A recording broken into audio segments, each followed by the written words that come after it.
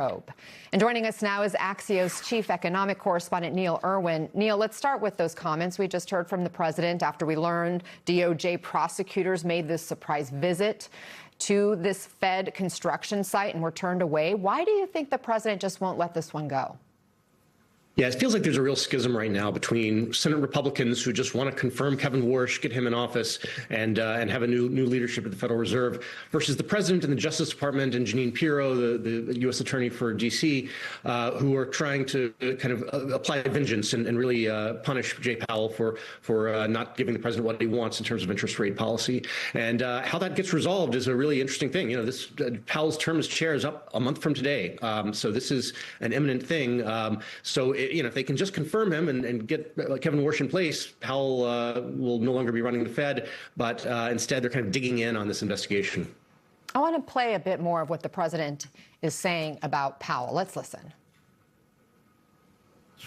Jerome, too late Powell, he's a disaster. Here's a man who took this little tiny building and a couple of other little tiny complex, and he's spending more than $3 billion. I want to know who the contractor is, because that contractor is making billions of dollars, perhaps.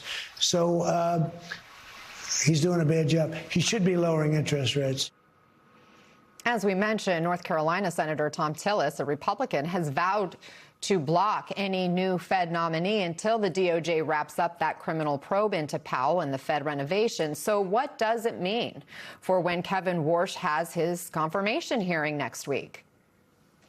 Look, Senator Tillis has dug in. He has said he is not going to move this nomination until this matter is resolved. And Jay Powell has said he will not step down as a Fed governor until it is thoroughly and fully resolved. So they both kind of put a very clear marker down. Now, the president says he will fire Powell from his role as a governor.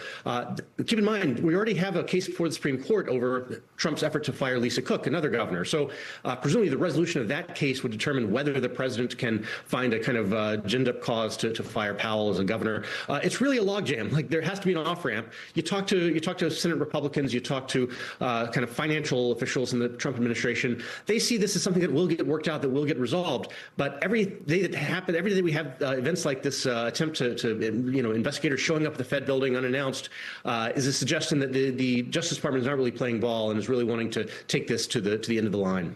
I can't help but wonder if Chair Powell decides to stay on the Board of Governors simply because of these new threats by the president. He has held firm in his integrity throughout all of this, and it all comes as new financial disclosures reveal Warsh, the new nominee, could be the richest incoming chair in recent history. His massive portfolio totaling somewhere between $135 and $226 million. And that's not to mention another $192 million held with his wife, Jane Lauder, the heiress to the Estee Lauder cosmetics fortune. Neil, help us understand why this raises questions about potential conflicts of interest.